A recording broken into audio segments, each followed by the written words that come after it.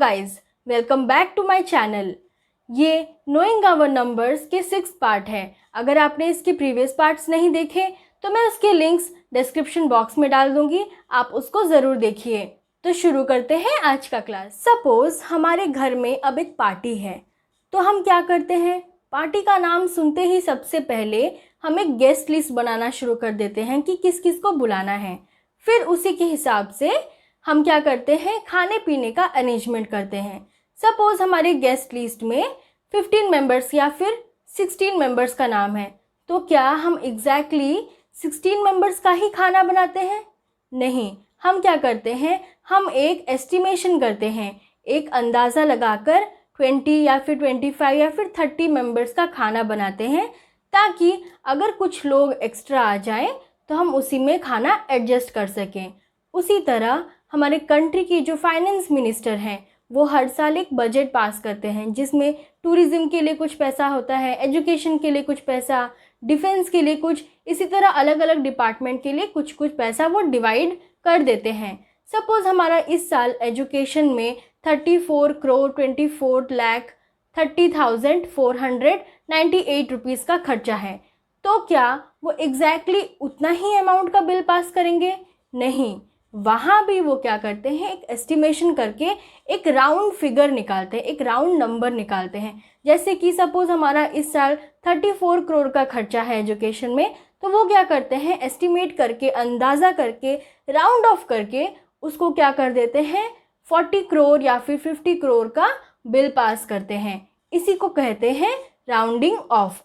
तो अब हम पढ़ेंगे राउंडिंग ऑफ करने के रूल्स क्या हैं, कैसे हम एक नंबर को राउंड ऑफ करते हैं। सो अब हम पढ़ेंगे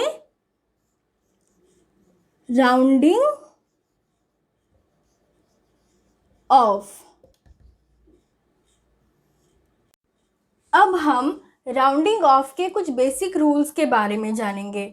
उससे पहले हम राउंडिंग ऑफ क्या होता है, कैसे होता है, उसको थोड़ा समझ लेते हैं। मैं यहाँ पे कुछ नंबर्स लिख रही हूँ, 0, 1, 2, 3, 4, 5, 6, 7, 8, 9, 10। तो यहाँ पे मैंने कुछ नंबर्स लिख दिया है। तो अब हमारा क्वेश्चन है कि अगर हमें 8 को राउंड ऑफ करना पड़े तो वो कितना बन जाएगा, और 3 को राउंड ऑफ करना पड़े तो वो कितना बनेगा। तो अब हम देखेंगे कि 8 किसके पास है, 0 के पास है या 10 के पास है। 8 और 10 के बीच में एक ही डिजिट है, 8 और 0 के बीच में इतने सारे नंबर हैं, तो 8 किसके पास हुआ, 10 के पास, तो 8 बन जाएगा 10। उसी तरह 3 को देखेंगे तो 3 किसके पास है, 0 के पास है या 10 के पास है, 0 के पास है, तो 3 बन जाएगा 0। तो अब क्वेश्चन ये है कि क्यों सिर्फ 10 या 0?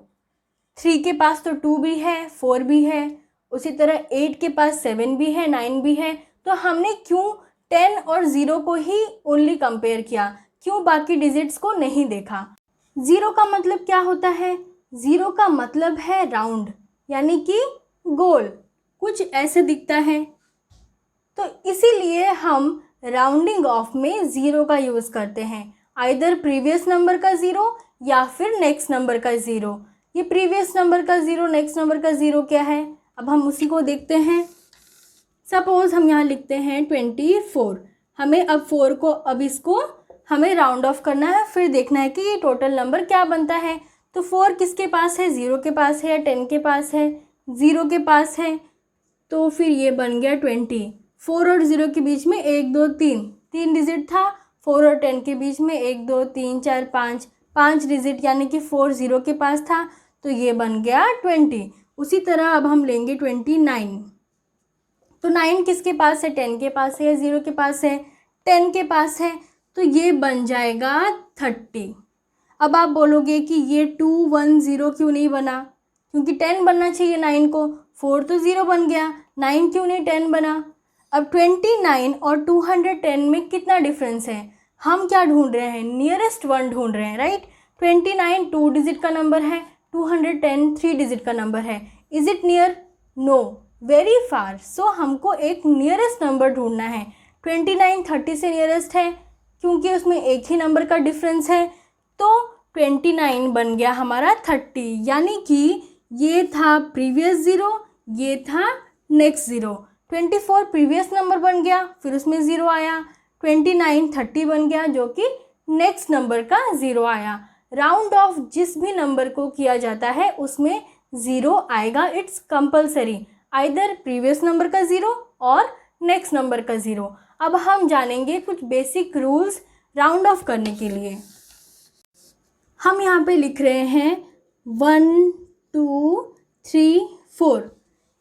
इन चारों नंबर को जब हम राउंड ऑफ करेंगे तो वो बन जाएगा 0, जबकि 5 6 7 8 9 इसको राउंड ऑफ करेंगे तो ये बन जाएगा 10।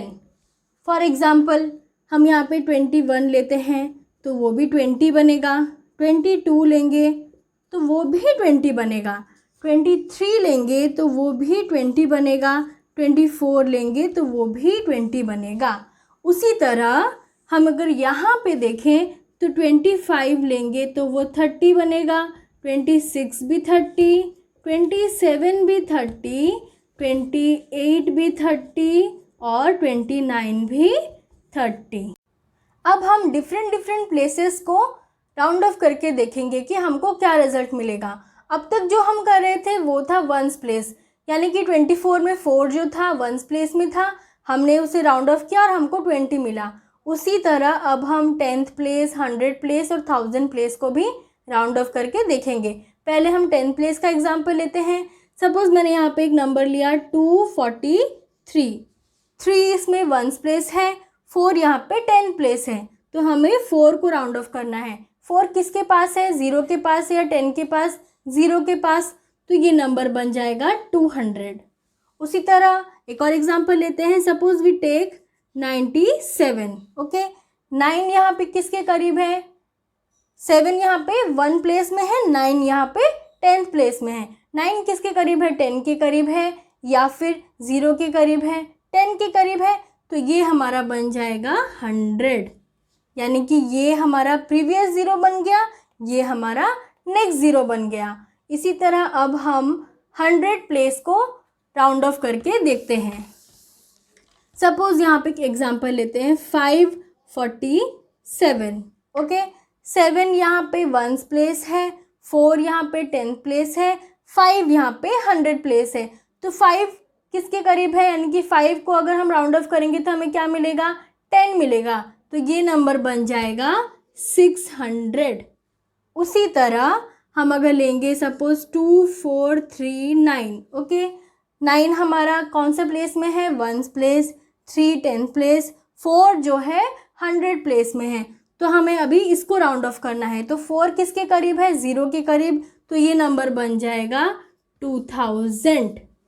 तो इस तरह हम 100 प्लेस को राउंड ऑफ करेंगे। उसी तरह 1000 प्लेस को भी देख लेते हैं। Suppose here I right 34996। Okay, 6 यहाँ पे वंस प्लेस में है, 9 यहाँ पे 10th प्लेस में, फिर एक और 9 है जो 100 प्लेस में, 4 यहाँ पे है 1000 प्लेस में, तो हमें इसे राउंड ऑफ करना है। 4 किसके पास है, 4 0 के पास है, तो ये बन जाएगा हमारा 30000। ओके, उसी तरह एक और एग्जांपल लेते हैं। Suppose we take 9867। 7 यहाँ पे कौन से प्लेस में है, वंस प्लेस में, 6 यहाँ पे 10th प्लेस में, 8 जो है 100 प्लेस में, और 9 है हमारा 1000 प्लेस में। तो ये नंबर 9 जो है किसके करीब है, 10 के करीब है या 0 के करीब, 10 के करीब, तो ये नंबर क्या बन जाएगा, नेक्स्ट 0, यानी कि दिस इज द आंसर। सो इस तरह हम राउंडिंग ऑफ करते हैं अलग अलग प्लेसेस को।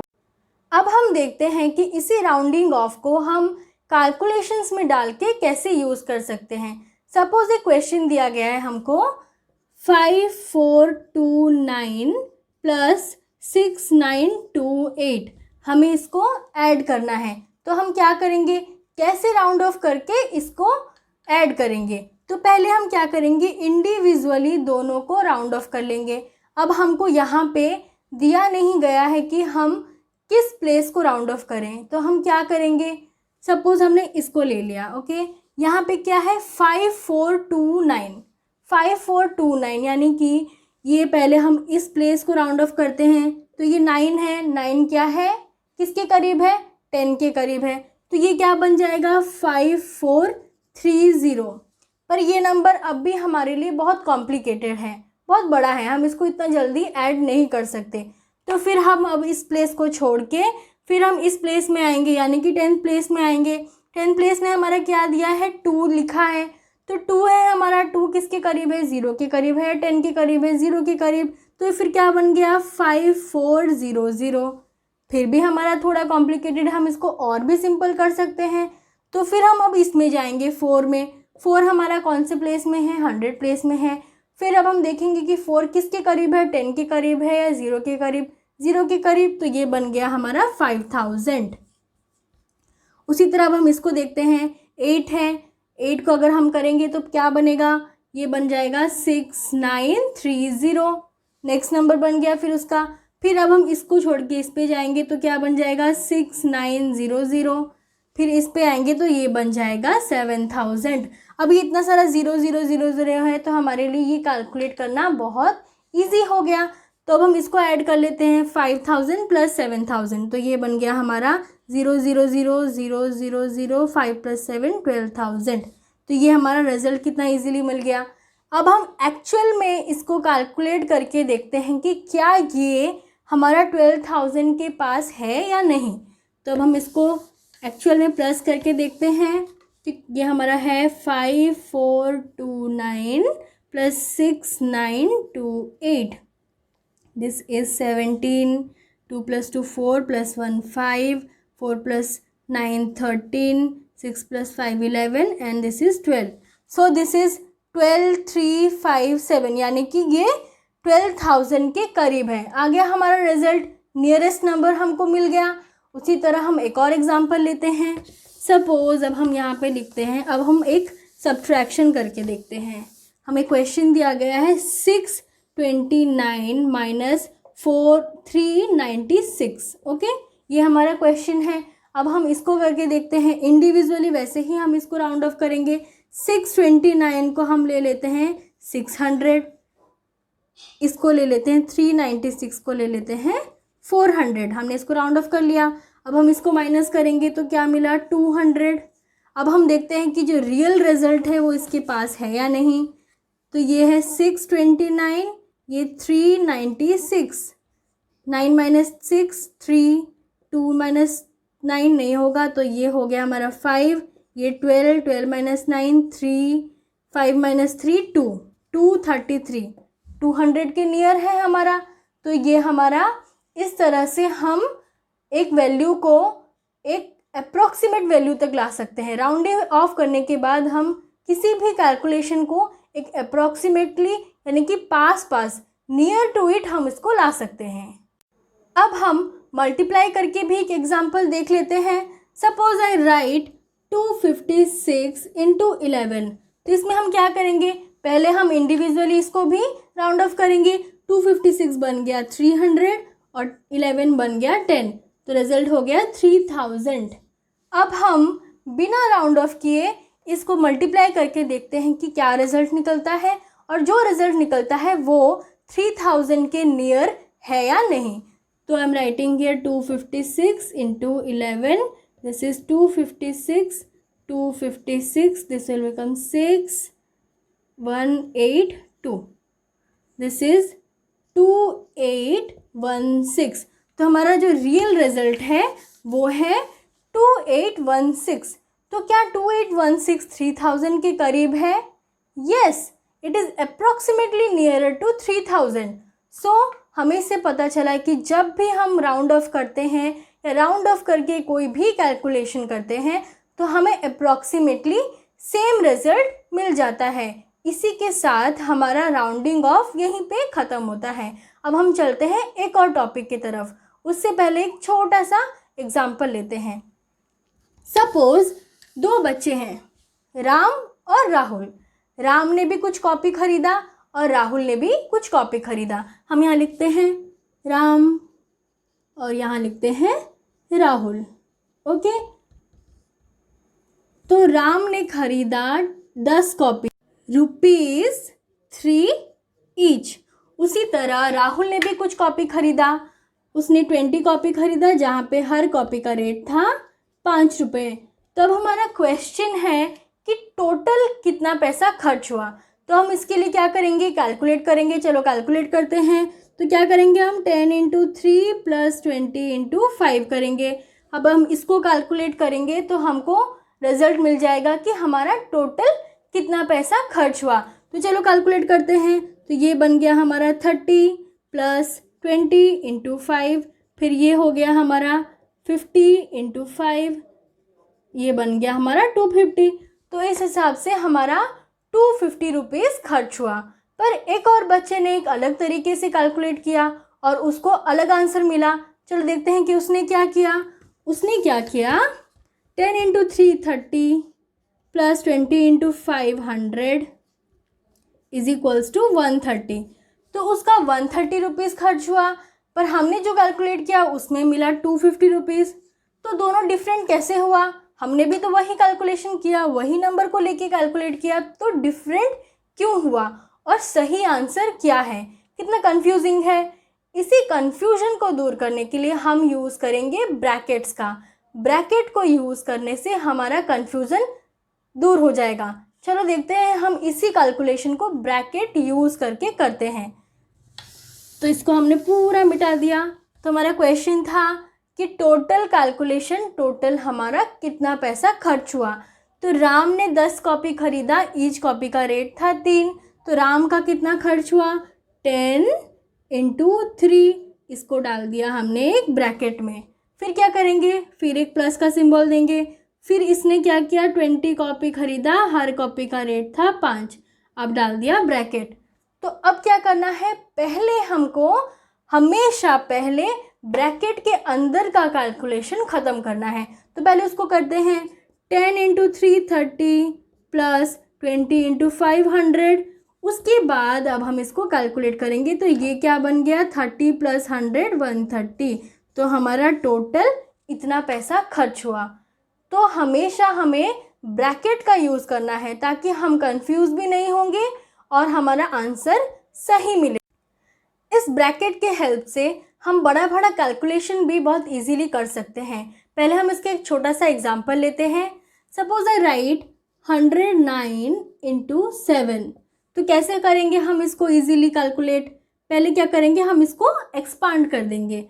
100 प्लस 9 इंटू 7, पहले हमने ब्रैकेट डाला। फिर क्या करेंगे, इसको और एक्सपांड करेंगे।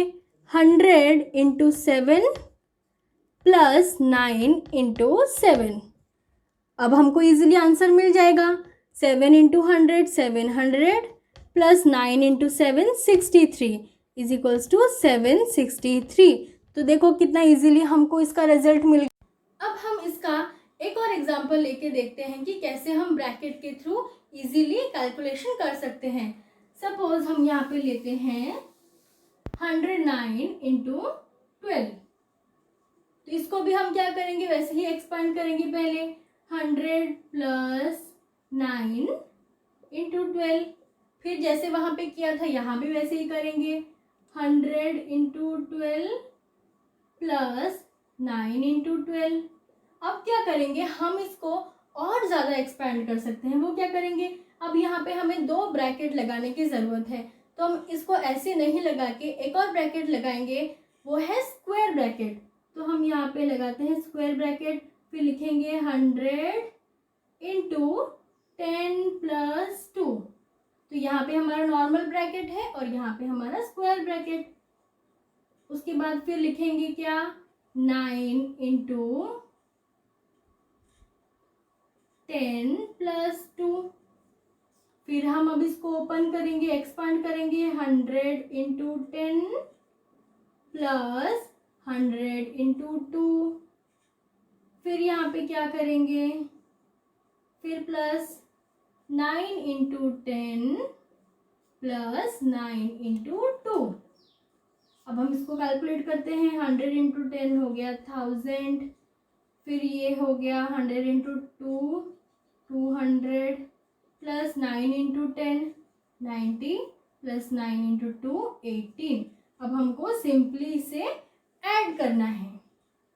करेंगे हम ऐड इसमें 1000 प्लस 200 प्लस 90 प्लस 18, तो हमारा रिजल्ट क्या हो गया यहाँ पे 8, 9 plus 1 10, 3 1 1308. This is the final. In this way we can do expansion using brackets. इस तरह हम ब्रैकेट को यूज करके बहुत बड़ा बड़ा कैलकुलेशन भी इजीली कर सकते हैं। इसी के साथ हमारा आज का क्लास यहीं पे ख़त्म होता है। मिलते हैं अगले क्लास में इस चैप्टर के यानी कि नोइंग आवर नंबर्स के लास्ट टॉपिक के साथ।